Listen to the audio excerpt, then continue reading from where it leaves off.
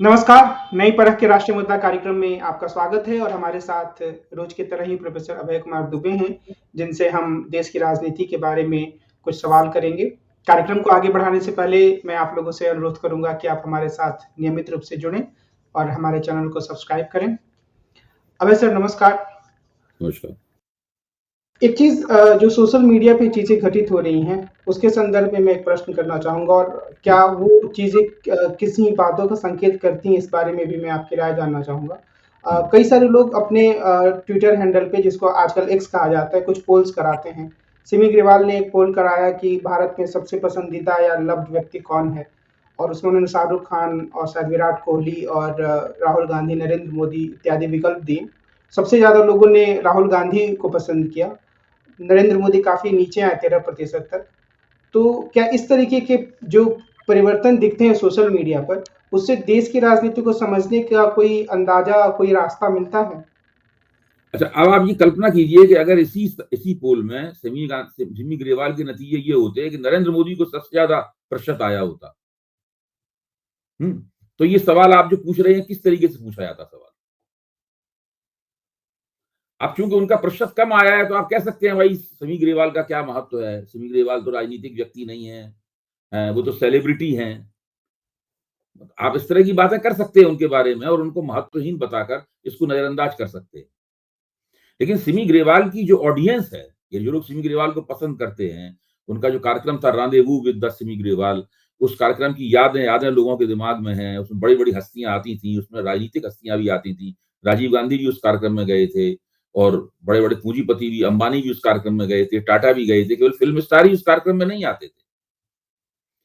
तो आ, उसमें एक ये जो सर्वेक्षण हुआ है, इसमें 1,97,000 लोगों ने अपना वोट दिया है। ये कोई छोटा मोटा कोई सैंपल नहीं है। आप कह सकते हैं कि भाई देश की जो अमीर लोग होंगे, मतलब जो या संपन्न लोग या खुशहाल लोग, लोगों ने इस कार्यक्रम में अपना वोट दिया होगा। अगर ऐसे लोगों ने भी वोट दिया है, तब भी तो आपको ये देखना पड़ेगा कि भाई ऐसे लोगों में नरेंद्र मोदी की लोकप्रियता क्यों घट रही है। तो वो ये एक एक सूचक, यही केवल एकमात्र सूचक नहीं है, ये एक सूचक तो है ही। और ये सूचक उस जो टेफ्लॉन कोटेड इमेज है नरेंद्र मोदी की, ये उसको कहीं ना कहीं प्रश्नांकित कर रहा है, उस पर सवालिया निशान लगा रहा है कि भाई इस इमेज में जो मीडिया के द्वारा और समर्थकों द्वारा, भक्त मंडली द्वारा और जो पार्टी जो सरकारी बुद्धिजीवी हैं, उनके द्वारा बनाई गई है, लगातार बनाई जाती रहती है। इस प्रक्रिया में रेटिंग एजेंसियां और सर्वे एजेंसियां भी खुल के भाग लेती हैं और कभी भी ये कोशिश करती हैं कि मोदी जी की लोकप्रियता का लोग सही आकलन न लगा सकें। मेरा मानना है उनकी लोकप्रियता का सही आकलन लगाने के लिए उनको राज्यवार सर्वे करना चाहिए। जैसे पंजाब में वो सर्वे करेंगी, मोदी जी की लोकप्रियता ज्यादा नहीं निकलेगी। उत्तर प्रदेश में सर्वे करेंगी, बहुत निकलेगी। तो जहां आप सर्वे करेंगे वहां पे और किस वक्त सर्वे कर रहे हैं, ये भी बात है। तो बहुत सारी बातें होती हैं, उससे तय होता है कि मोदी जी की लोकप्रियता का आंकड़ा दरअसल क्या है। चुनाव के प्रचार समाप्त हो चुके हैं। तो अगर इस क्षण में मैं आपसे यह प्रश्न करूं कि भारतीय जनता पार्टी और कांग्रेस दोनों में से प्रचार करने की शैली, प्रचार में उठाए गए मुद्दों के आधार पर आप किसे ज्यादा अंक देंगे, किसको ज्यादा प्रभावी मानेंगे, तो आपकी क्या टिप्पणी होगी? मुझे लगता है कि राज्यों में प्रचार करने में कांग्रेस की नीति ये रही कि उसने स्थानीय मुद्दे उठाए और भाजपा ने स्थानीय मुद्दे भी उठाए, साथ साथ में भाजपा ने बहुत सारी राष्ट्रीय बातों को भी भाजपा सामने लेके आई। जैसे कि भाजपा ने एक वीडियो निकाला है, तो उस वीडियो में बिल्कुल राजस्थान के बारे में वीडियो था, लेकिन उस वीडियो में कहीं भी राजस्थान स्पेसिफिक, राजस्थान के लिए खास तौर से बात नहीं थी कोई। लेकिन कांग्रेस का सारा फोकस, कांग्रेस की जो प्रचार नीति थी, पूरी मुहिम थी, उसका सारा फोकस स्थानीय उस पर रहा। उसकी मुहिम की बागडोर भी उनके स्थानीय नेताओं के हाथ में थी, जबकि भाजपा की मुहिम की बागडोर मोदी और अमित शाह के हाथ में थी, जो कि इन प्रांतों से जुड़े हुए नहीं हैं। और स्थानीय नेतृत्व पृष्ठभूमि में रहा। बिल्कुल एक तरह से स्थानीय नेतृत्व का तिरस्कार ही किया गया। जो भाजपा ने अपनी केंद्रीय टीमें भेजी थी इन प्रांतों में, तो वो सब कहती थी, जब उनसे कहा तो कहती थी हम तो लोकसभा चुनाव की तैयारी कर रहे हैं। दरअसल वो इन चुनावों को लोकसभा चुनावों के रिहर्सल के तौर पे ही देख रहे थे। ये बात भी कि अगर इन चुनाव में जैसे मोदी जी ने कहा मूर्खों का सरदार, राहुल जी ने पनौती शब्द का इस्तेमाल किया, तो क्या चुनाव में इस तरह की छोटी-छोटी नोक-झोंक की इजाज़त होनी चाहिए या जैसा कि मीडिया में दिखाया जाता है बहुत ही गलत चीज़ है, इससे नेताओं को बचना चाहिए? मेरा मानना यह है कि एक दूसरे को अशिष्ट तरीके से संबोधित नहीं करना चाहिए। ना मोदी जी को घुमा-फिरा के बिना नाम लिए राहुल गांधी को मूर्खों का सरदार कहना चाहिए था और ना ही पनौती जैसी चीज़ का इस्तेमाल किया जाना चाहिए था। इसकी कोई ज़रूरत नहीं है। लेकिन ये दोनों तरफ से जम के हो रहा है और इसके रुकने की कोई संभावना नहीं है, क्योंकि जो राजनीतिक संबंध हैं दोनों पार्टियों के बीच में, नेताओं के बीच में और पूरे सार्वजनिक जीवन में, वो बहुत ही तल्ख़ हो चुके हैं। और ना तो भाजपा वाले कोई रू-रियायत करते हैं, मोदी जी भी कोई रू-रियायत नहीं करते। इसी तरह विपक्ष ने भी, पहले विपक्ष थोड़ा संकोच करता था कि प्रधानमंत्री के बारे में ऐसी बातें ना कहे, लेकिन अब विपक्ष भी उस बात को कहने लगा है। कल तेलंगाना में मतदान हो जाएगा और हुँ। इस तरीके से जो चुनाव की यह प्रक्रिया चल रही है 5 राज्यों में पूरी हो जाएगी, फिर नतीजों की बात होने लगेगी। नतीजे चाहे जो भी हों, मेरे मन में एक सवाल आता है कि अक्सर जब भारतीय जनता पार्टी चुनाव में खराब प्रदर्शन करती है, तो सिर्फ़ नरेंद्र मोदी के बारे में यह नहीं कहा जाता कि उनकी कोई गलती नहीं है, बल्कि एक फ़िक्रा और चलता है कि आरएसएस थोड़ा भाजपा से नाराज़ रही, आरएसएस ने सक्रिय भूमिका नहीं निभाई। तो हुँ। अभी तो नतीजे आने में कुछ दिन हैं। इन चुनाव में भारतीय जनता पार्टी और आरएसएस के बीच में किस तरह का समन्वय रहा? आप इसको कैसे देखते हैं? देखिए, जहाँ तक जिन राज्यों में चुनाव हो रहे थे, उनका सवाल है, मुझे नहीं लगता कि राष्ट्रीय स्वयंसेवक संघ और भारतीय जनता पार्टी के बीच में किसी भी किस्म का अंतर्विरोध था, कोई विरोधाभास था या कोई मतविरोध था। काफ़ी लंबे अरसे से ये दोनों संगठन, जिनका कि गर्भनाल का रिश्ता है, एक-दूसरे के साथ बिल्कुल जुड़कर काम कर रहे हैं। जो राष्ट्रीय स्वयंसेवक संघ के सरसंघचालक हैं मोहन भागवत, उन्होंने जितने भी वक्तव्य पिछले दिनों दिए हैं, चाहे उन्होंने विज्ञान भवन में अपने वक्तव्य दिए हों, चाहे विजयदशमी के मौके पे अपना वक्तव्य दिया हो, इन सभी वक्तव्यों में सीधा संदेश है कि नरेंद्र मोदी की सरकार को उत्तरोत्तर मजबूत किया जाना चाहिए। क्योंकि नरेंद्र मोदी से व्यक्तिगत रूप से आरएसएस के अंदर भले ही कुछ लोग नाराज़ हों या उनकी सब बातें उन्हें पसंद ना आती हों, हाँ। लेकिन उनको साफ लगता है कि नरेंद्र मोदी के प्रधानमंत्री बने रहने से, लोकप्रिय बने रहने से, चुनाव जीतने की संभावनाएँ बहुत प्रबल होने से राष्ट्रीय स्वयंसेवक संघ को बहुत लाभ है और उस लाभ को कोई नहीं खोना चाहता। संघ एक बेवकूफ संघ एक नासमझ संगठन होगा, अगर वो उस लाभ को खोना चाहे और बेकार के मसलों पर, ऐसे मसलों पर जो उनकी निगाह में महत्वपूर्ण नहीं है, किसी ज़माने में महत्वपूर्ण हुआ करते थे, उस पे वो सरकार की आलोचना करने लगे। अब मणिपुर के सवाल पे भी देखिए उसमें उन्होंने उन्होंने अपने पिछले विजयदशमी के वक्तव्य में मोदी सरकार को क्लीन चिट दी। तो मेरे ख्याल से तो दोनों के बीच में रिश्ता बड़ा ही मजबूत और बहुत ही परस्पर सहयोग का रिश्ता है। इसमें किन्हीं बातों पे कुछ मतभेद हो सकते हैं, कुछ थोड़ी बहुत ऐसी बातें भी हो सकती हैं, ऐसा लगेगा कि एक-दूसरे को आप कटाक्ष कर रहे हैं, जैसे कि बहुत ज़्यादा उस लेख का उल्लेख किया जाता है, जो ऑर्गेनाइज़र में संपादकीय छपा था, कर्नाटक और हिमाचल प्रदेश के चुनावों के बाद में। तो उससे ऐसा लगता था कि अ, आरएसएस मोदी को कुछ नसीहत दे रहा है। तो मोदी ने उनकी नसीहत नहीं मानी। ये तो बात सही है, आरएसएस ने कहा था कि भाई स्थानीय नेतृत्व को आप मजबूत बनाइए। मोदी ने कहा स्थानीय नेतृत्व मेरे ठेंगे पर, मैं किसी नेतृत्व को मजबूत नहीं बनाता, मेरे चेहरे पे सब जगह चुनाव होंगे। और फिर अगर पार्टी जीत गई तो जिन्हें मैं चाहूँगा उनको मैं मुख्यमंत्री बनाऊँगा। और एक तरह से वो आरएसएस से ये भी कहना था उनका कि ये आप अपनी राय अपने पास रखिए, राजनीति मैं करूँगा, चुनावी राजनीति करना मेरा काम है, वो मैं करूँगा, आप अपना दूसरा काम कीजिए। तो ठीक है, इस चीज़ को हम चाहें तो पढ़ सकते हैं इस तरीके से कि राष्ट्रीय स्वयंसेवक संघ मोदी जी से कुछ न कुछ अप्रसन्न होगा।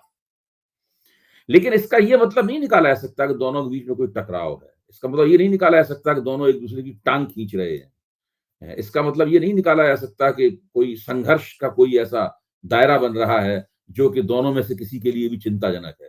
मेरा मानना है कि देश में हिंदुत्ववादी विचारधारा लागू करने, देश को हिंदू राष्ट्र बनाने और पूरे के पूरे हिंदू समाज को प्रतिरोध की राजनीति के मुहावरे से निकालकर एक आज्ञापालक समाज के मुहावरे में लाने का जो उनका प्रोजेक्ट है, जो राजनीतिक प्रोजेक्ट है, वो लगातार निर्बाध चल रहा है। जैसे दक्षिण भारत में भारतीय जनता पार्टी का प्रदर्शन लगातार कमज़ोर रहा है और सारे टीकाकार ये मानते हैं, आप भी इस बात को लगातार जोर देते रहे हैं कि तेलंगाना में तो भाजपा बहुत दूर तीसरे नंबर पर है। कर्नाटक में भी उनकी हार हुई। तो क्या ये कहना ठीक होगा कि आरएसएस का प्रभाव भी उत्तर भारत में तो ठीक-ठाक है, कुछ और राज्यों में, पर दक्षिण भारत में आरएसएस उतनी मजबूत संगठन के रूप में नहीं है? कहना ठीक है, ये तो एक तथ्य है। ये तो एक तथ्य है कि राष्ट्रीय स्वयंसेवक संघ दक्षिण भारत में एक उस तरीके से प्रभावी संगठन नहीं है। ऐसी बात भी नहीं है कि दक्षिण भारत के किसी ऐसा कोई इलाका हो जहां आरएसएस का बिल्कुल काम ना हो। कर्नाटक में तो बहुत ज्यादा आरएसएस का काम है। कर्नाटक में वो लोग विधानसभा चुनाव जरूर हार गए हैं, लेकिन भाजपा को 36% वोट मिला था, जो कि किसी भी पार्टी को चुनाव जिताने के लिए काफी होता है।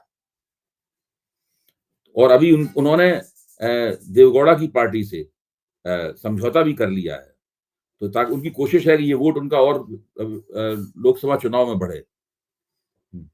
ठीक है, तेलंगाना में उनकी राजनीति गड़बड़ाई और राजनीति गड़बड़ाने में उनकी अपनी ही भूमिका थी। तमिलनाडु में कभी उनकी राजनीति ने कभी जड़ ही नहीं पकड़ी।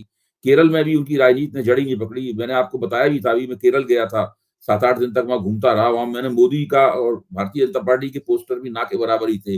मोदी का पूरे केरल में कोई चित्र नहीं था। अब अंदाज लगा सकते हैं कि इतना प्रचार प्रेमी, इतना प्रचार प्रिय प्रधानमंत्री है, उसने देश के चप्पे चप्पे में अपने चित्र लगा दिए हैं, लेकिन केरल में उसका चित्र ही नहीं था। इससे आप अंदाज लगा सकते हैं कि राष्ट्रीय स्वयंसेवक संघ की पैठ दक्षिण भारत में अभी उतनी नहीं हो पाई है। और उसका सीधा कारण है, राष्ट्रीय स्वयंसेवक संघ के आप मुखपत्रों को देखें, उनके द्वारा चलाई जाने वाली पत्रिकाओं को देखें। इस बच्चों के लिए एक पत्रिका वो लोग निकालते थे एक जमाने में, जिसका शीर्षक था शक्ति पुत्र। एक राष्ट्र धर्म नाम की पत्रिका निकालते थे, 5 जन निकालते हैं वो, अभी भी निकालते हैं, ऑर्गेनाइजर निकालते हैं। इसी तरह आप उनकी पत्रिकाएं देखें तो उसमें आपको दक्षिण भारत की संस्कृति के बारे में कुछ भी नहीं मिलेगा। आप किसी भी राष्ट्रीय स्वयंसेवक संघ के किसी बड़े व्यक्ति से बोले, वो दक्षिण भारत की संस्कृति, उसके इतिहास की चर्चा करते हुए आपको कभी नहीं मिलेगा। दक्षिण भारत में पांडियन राजाओं का, पांडियन वंश का साम्राज्य था, चोलों का साम्राज्य था दक्षिण भारत में, और चेरों का साम्राज्य था। इन सब साम्राज्यों के बारे में उनकी जो राजनीतिक और सांस्कृतिक जो कल्पना है, कल्पना शक्ति है, उस कल्पना शक्ति में, उस दायरे में ये सब चीजें आती ही नहीं है। इसके मुकाबले अगर आप जवाहरलाल नेहरू की भारत एक खोज पढ़ें तो आपको इन सब के बारे में पर्याप्त उल्लेख मिलेगा, क्योंकि राष्ट्रीय स्वयंसेवक संघ इन सब चीजों से अपने आप को हमेशा अनुपस्थित रखता आया है। तो दक्षिण भारत की राजनीति अब उन्होंने दिलचस्पी लेनी शुरू की है। अब उस तरह की कुछ कुछ बातें करने लगे हैं, जैसे कि वो एक चोलों का एक राजदंड भी उन्होंने वहां पे अभी नई संसद के उद्घाटन में वो लाए थे, मैं उसका नाम भूल गया हूं, उसकी स्थापना की गई थी। तो पहली बार देखा गया कि भाजपा की और की तरफ से कुछ दक्षिण भारत के किसी प्रतीक चिन्ह को प्रमुखता दी गई, वरना ये तो मुख्यतः उत्तर भारत, पश्चिमी भारत और मध्य भारत की पार्टी और संगठन है। ये पूरा आंदोलन इस इलाके का, इस जो ये भौगोलिक हिस्सा है भारत का, यहाँ इसी में सीमित रहा है। अब ये बहुत बड़ा हिस्सा है, तो इसके ऊपर अगर आप कब्जा कर लेते हैं तो आप इस देश की हुकूमत पर कब्जा कर सकते हैं। लेकिन इससे क्या होता है कि पूर्वी भारत आपसे छूट जाता है और पूरा दक्षिण भारत आपसे छूट जाता है। पूर्वी भारत में ये जितना भी इन्होंने अपना प्रसार किया है, वो सारा का सारा कांग्रेस के लोगों के जरिए प्रसार किया है। अब पश्चिम बंगाल में भी इनकी जो शक्तियां हैं इनके पास में, वो या तो टीएमसी के आए हुए लोग हैं या कांग्रेस के आए हुए लोग हैं। अब आप देखिए, असम में इनका मुख्यमंत्री जो है वो पहले कांग्रेस में था, त्रिपुरा में जो इनका मुख्यमंत्री है वो पहले कांग्रेस में था। तो सारे के सारे कांग्रेसी लोग ही वहां पर राष्ट्रीय स्वयंसेवक संघ चला रहे हैं और भाजपा की सरकारें चला रहे हैं। अगर केंद्र में जैसे ही कभी मोदी जी चुनाव की ढलान पर फिसले, वैसे ही जो लोग दूसरी पार्टियों से आए हैं वो अपनी अपनी पार्टियों में लौट जाएंगे, जैसा कि पश्चिम बंगाल में हुआ था। लोकसभा चुनाव के बाद में टीएमसी वाले भाजपा के दफ्तरों के सामने लाइन लगाकर दल बदल करने के लिए आते थे। जैसे ही ममता बनर्जी ने उनको विधानसभा चुनाव में पटखनी दी, उन्होंने फिर माइक लगा के माफिया मांगनी शुरू कर दी और फिर से उस टीएमसी में चले गए। और पश्चिम बंगाल में ही आज अमित शाह ने एक सभा भी की और वहाँ पर ऐसा लग रहा है कि राजनीतिक हलचल थोड़ी बढ़ रही है और उनको ये शायद उम्मीद है कि पश्चिम बंगाल से भारतीय जनता पार्टी को पहले जैसा समर्थन मिले। तो पश्चिम बंगाल के आज के हालात में क्या आप इसे मुमकिन देखते हैं? और अगर यहाँ से हम भाजपा की चुनौतियों को देखें 24 के लिए, तो उसे आप किस रूप में देखते हैं? 24 में भाजपा की चुनौती बहुत संगीन है, बहुत मुश्किल चुनौती है, मैं मानता हूँ। और उसका कारण है भाजपा का जो बहुमत है उसकी प्रकृति में उसका कारण नहीं है। भाई 272 में आपको बहुमत प्राप्त होता है, 272 सीटों पे। भाजपा के पास 303 सीटें हैं। यानी कुल मिलाकर आपके पास 31 सीटें अधिक हैं केवल। तो 31 सीटें तो बहुत ज्यादा नहीं होती। टीवी पे अक्सर ये बात कही जाती रहती है, प्रचंड बहुमत, प्रचंड बहुमत। ये प्रचंड बहुमत नहीं है। प्रचंड बहुमत राजीव गांधी को मिला था, प्रचंड बहुमत इंदिरा गांधी को मिलता था, प्रचंड बहुमत जवाहरलाल नेहरू को मिलता है। भाजपा को प्रचंड बहुमत नहीं, भाजपा को इसको सिंपल मेजोरिटी आप कहते हैं, वो है भाजपा के पास। और उसमें केवल 31 सीटें ज्यादा हैं। आप कल्पना कीजिए कि अगर 40 सीटें भाजपा की कम हो जाएं, केवल 40 सीटें कम हो जाएं, तो भाजपा अल्पमत की पार्टी हो जाएगी। फिर उसको चाहिए होंगी पूर्ण बहुमत पाने के लिए सीटें चाहिए होंगी। जो एनडीए है उसमें जो दल है उनकी औकात कोई खास है नहीं। मुश्किल तमाम 5-10 सीटें जीत पाए तो जीत पाए, वरना वो भी शायद ना जीत पाए। वो भाजपा को सीटें जिताने में मदद तो कर सकते हैं, लेकिन खुद उनकी सीटें जीतने की उनकी इतनी हैसियत नहीं है। तो ऐसे में भाजपा के सामने संकट ये है कि उसे 11 उन राज्यों में जहां पर उसने 90% स्ट्राइक रेट पिछली बार दिखाया था, और 6 उन राज्यों में जहां पर 46% स्ट्राइक रेट दिखाया था, उस कारनामे को 100% दोहराना होगा। अगर वो पश्चिम बंगाल की 18 सीटें नहीं जीत पाए, जितनी ज्यादा जीत जाए उतना अच्छा है, लेकिन न्यूनतम 18 सीटें तो पश्चिम बंगाल में जीतना ही है भाजपा को। मान लो 18 में से अगर 8 सीटें कम हो गई है, तो वो फिर आप समझ लीजिए वो जो 31 सीटें हैं उसमें से 8 कम हो जाएंगी। तो कुल मिलाकर जो भारतीय जनता पार्टी की जो चुनौती है, जैसे पश्चिम बंगाल मान सकते हैं, बिहार मान सकते हैं, ऐसे किन राज्यों में आप ज़्यादा मानते हैं, जहाँ पर भाजपा की सीटें आपको लगता है कम हो सकती हैं? पश्चिम बंगाल में भाजपा को अपना पुराना प्रदर्शन दोहराने में दिक्कत होगी। बिहार में उसको अपना पुराना प्रदर्शन दोहराने में दिक्कत होगी। महाराष्ट्र में उसको अपना पुराना प्रदर्शन दोहराने में दिक्कत होगी। 3 तो ये राज्य हैं बड़े जिनमें भाजपा को काफी दिक्कत होने वाली है। फिर उसके बाद में कर्नाटक में भाजपा कोशिश कर रही है कि पहले की तरह लगभग 100% प्रदर्शन था उसको दोहराए। मुझे नहीं लगता कि बहुत आसानी होगी उस प्रदर्शन को दोहराने में, क्योंकि ध्यान कीजिए वो जो प्रदर्शन दोहराया गया था उसमें बहुत बड़ी भूमिका जो पुलवामा पर हुआ आतंकवादी हमला था, इसमें सीआरपीएफ के जवान मारे गए थे और इसके बदले में भारत सरकार ने बालाकोट स्ट्राइक की थी। उससे जो एक राष्ट्रवादी देशभक्ति का तूफान पैदा हुआ था सारे देश में, उसकी एक बड़ी भूमिका थी। वो तो अब ऐसी स्थिति तो कोई है नहीं। अब आगे भविष्य में हो जाए तो मैं नहीं कह सकता, लेकिन अभी वो स्थिति तो है नहीं। तो सामान्य किस्म का चुनाव होगा।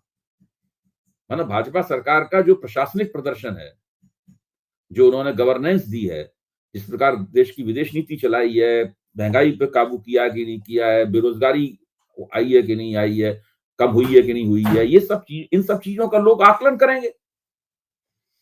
और ये सबने देख ही लिया है कि क्षेत्रीय स्तर पर भाजपा का संगठन भी कमजोर होता है और क्षेत्रीय स्तर पर भाजपा की दावेदारी भी कमजोर है। अभी देखिए 4 बड़े क्षेत्रीय राज्यों में चुनाव हो रहा है।